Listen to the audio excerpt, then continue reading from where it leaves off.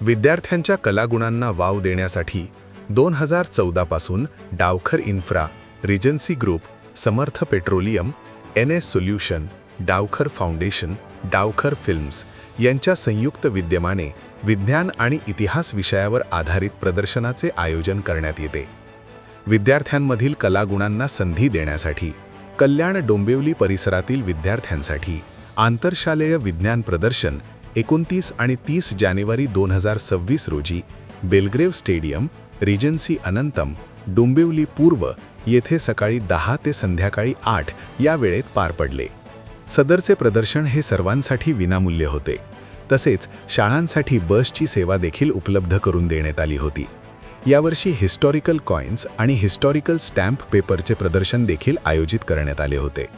विद्यार्थ्यांना विज्ञान विषयामध्ये स्वारस्य घेण्यास प्रवृत्त करण्यासाठी विशेष आंतरशालेय विज्ञान प्रदर्शन आयोजित करण्यात आले होते. तसेच पोस्टर स्पर्धेचे देखील आयोजन करण्यात आले होते. जिंकणाऱ्या शिक्षकांना व विद्यार्थ्यांना रोख पारितोषिक, पदक, प्रमाणपत्र व सन्मानचिन्ह देण्यात आले असून यावर्षी 45 शाळा सहभागी झाल्या होत्या, तर 80 प्रोजेक्ट मांडण्यात आले होते. प्रदर्शनाचे सूत्रसंचालन सुप्रसिद्ध निवेदक, अभिनेता प्रणव भांबुरे यांनी केले. 45 शाळा, 25,000 विद्यार्थ्यांचा सहभाग. तसेच 5 ते 7 आणि 8 ते 10 अशा 2 गटामध्ये स्पर्धा झाली आणि 1.5 लाखाची बक्षिसं विजेत्यांना मिळाली. विज्ञान प्रदर्शनासाठी AI आधारित स्मार्ट सुरक्षा, सोलार ट्रॅकिंग सिस्टम, स्मार्ट कचरा वर्गीकरण, हायड्रोजन फ्यूल सेल, स्वयंचलित रोप पाणी पुरवठा, प्लॅस्टिक ते इंधन संकल्पना, piezo electric footstep power generator आणि पोस्टर स्पर्धेसाठी हवामान बदल, AI व रोबोटिक्स, चंद्रयान 3 मोहीम, पाणी वाचवा जीवन जगवा, प्लॅस्टिक प्रदूषण जनजागृती, मानवी मेंदू, हेल्दी फूड विरुद्ध जंक फूड, विद्यार्थ्यांसाठी सायबर सुरक्षा, सौरमंडळ असे विविध विषय देण्यात आले होते. विज्ञान प्रदर्शनात 5 ते 7वी गटात ओमकार इंग्लिश स्कूल आणि डॉन बॉस्को स्कूल प्रथम क्रमांक विभागून, तर ओमकार केम्ब्रिज स्कूल यांना द्वितीय आणि गणेश विद्यालय यांना तृतीय, तसेच आज ते 10वी गटात प्रथम क्रमांक रतनबुवा पाटील विद्यालय यांना देण्यात आला, तर द्वितीय शंकरा विद्यालय आणि श्री चैतन्य टेक्नो स्कूल विभागून आणि तृतीय सेंट जॉन स्कूल यांना देण्यात आला. पोस्टर स्पर्धेमध्ये अनुक्रमे 5 ते 7वी गटात गणेश विद्यामंदिर, शंकरा विद्यालय, न्यू श्री वाणी विद्यालय यांनी प्रथम, द्वितीय, तृतीय आणि 8 ते 10वी गटात Omkar international school, BT Gaikwad English school, saint John school यांनी प्रथम, द्वितीय, तृतीय क्रमांक मिळवला आहे.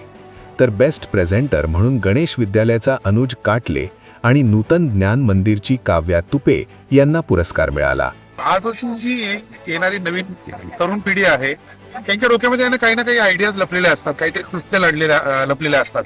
त्या कुठेतरी असं स्टेज मिळालं ते बाहेर येतात आणि ते बाहेर आलं ना का त्याच्यामुळे आणखीन पण काही शाळांना म्हणजे काही त्यांच्या मित्रांना वगैरे माहित पडतं की कशी मॉडेल वर्क होते. आता तुम्ही बघितलं सोलर पॅनल वगैरे फार छानसं त्यांनी सोलर ट्रॅकिंग सिस्टम बनवली आहे. तर विद्यार्थ्यांच्या त्या वयामध्ये सुद्धा आहे ना त्यांच्या काही ना काही आयडियाज चालू असतात. त्या आयडियाज कुठेतरी कम्युनिकेट झाल्या पाहिजे आणि मग ते म्हणतात ना की ज्या चांगल्या आयडियाजला त्यांना एक स्टेज मिळालं ना का ते कुठेतरी नॅशनल लेवलला वगैरे प्रमोट होऊन पुढे होऊन काहीतरी उद्योगांसाठी म्हणा किंवा दैनंदिन आपल्या सोशल लाईफ मध्ये म्हणा या आयडियाचा उपयोग होऊ शकतो. सो म्हणून आपण हे स्टेज अवेलेबल करून देत असतो. आणि 12 वर्ष आहे आमचं विद्यार्थी, दरवर्षी आमचे प्रोजेक्ट वाढतात, विद्यार्थ्यांची भेटी सुद्धा वाढतात आणि जे बाकीचे विद्यार्थी ते पण असे काही प्रयोग बघतात ना सो त्यांना सुद्धा वाटतं की आम्ही पण असं काहीतरी पार्टिसिपेट करायला पाहिजे. त्यांचे स्वतःचे काही प्रश्न असतात, तसं ह्या असं आहे मग ते म्हणतात याला असं पण होऊ शकतं, असं होऊ शकतं. थोडक्यात एक बौद्धिकला आहे ना ते त्यांचं एक विचार करायला त्याला चालना भेटते. सो आम्हाला असं वाटतं की या ह्याच्यातून आहे ना त्या विद्यार्थ्यांचा सर्वांगीण विकास म्हणतात किंवा एक ज्यावेळेस काही प्रयोगाला ज्यावेळेस पारितोषिके भेटतात त्यावेळेस तो एक ते जिंकल्याची भावना येते, तो एक्स फॅक्टर असण्याची भावना येते, कॉन्फिडन्स वाढल्याची भावना येते आणि ते कुठेतरी त्यांना त्याच्या पुढच्या लाईफ मध्ये आहे ना त्याचा त्यांना उपयोगीला असं वाटतं. मी सुद्धा स्वतः या सर्व बेसमधून गेलेलो आहे. मी सुद्धा 3-4 वर्ष सायन्स एक्झिबिशन मध्ये पार्टिसिपेट केलेलं आहे. पण त्यावेळेस तेवढी पुस्तकं म्हणा किंवा आज जेवढं सोशल मीडिया, युट्यूब किंवा AI द्वारे जेवढं इन्फॉर्मेशन अवेलेबल आहे ते त्यावेळेस नव्हतं. मग आता अवेलेबल असताना या विद्यार्थी आमच्यापेक्षा फार पटीने पुढचा विचार करतात. सो ते कुठेतरी येऊ शकतंय आणि ज्याच्याने आपल्या देशासाठी किंवा आपल्या समाजासाठी काही ना काही निश्चित चांगला उपयोग होईल या उद्देशाने आम्ही हे दरवर्षी सक्सेसफुली हे सायन्स एक्झिबिशन भरवत असतो. त्याच्यामध्ये आमची पूर्ण टीम अहोरात्र मेहनत करत असते आणि काही टीम इथे आहेत, आणखी काही टीम आहे जे 3-4 दिवस आधीपासून सर्व प्रयोग जमा करणे, व्यवस्थित स्टँड देणे, प्राइज डिस्ट्रीब्युशन म्हणा, याचं मेकिंग म्हणा. आम्ही प्रत्येक प्रयोगाचं सेपरेट व्हिडिओ काढून तो युट्यूबला टाकतो. गेल्या वर्षातले असेच सर्व व्हिडिओ युट्यूबला ऑलरेडी आहेत. असं आहे. So thank you. सर शाळा याच्यामध्ये पार्टिसिपेट आहेत? आता सध्या काहीतरी 85 शाळा आहेत. काही शाळांचे 2 प्रयोग आहेत, काही शाळांचे 1 प्रयोग आहेत. पण जे व्हिजिट देणाऱ्या शाळा आहेत त्या पण जवळपास 48-50 शाळा असतात आणि आम्ही त्यांना आमच्या स्वखर्चाने काही बसेस देत असतो. काही शाळांच्या सुद्धा स्वतःच्या बस असतात आणि त्यामुळे काही ज्या शाळांकडे बसेस नाहीये त्यांना आम्ही बसेस अवेलेबल करून देतो. त्यामुळे काही एक मोठ्या संख्येने 2 दिवस ही एक रेलचेल चालू असते आणि विद्यार्थ्यांना एक ज्ञानार्जनाची एक संधी असते आणि ज्ञानार्जनाची संधीपेक्षा ज्ञानार्जन झालं का ज्ञान आपण दुसऱ्याने देतो सुद्धा. नवीन प्रश्न उभे राहतात आणि ही जी देवाणघेवाण आहे ना, ही देवाणघेवाण या वयामध्ये फार उपकारक आहे. ही जी पिढी आहे ना, ही पुढच्या भारताच्या विकासामध्ये निश्चित काही ना काही आपलं योगदान देईल असं वाटतं. त्यामुळे कुठेतरी हा उद्देश जो आहे तो फुलफिल होताना आम्हाला दिसतो. फार समाधान वाटतं.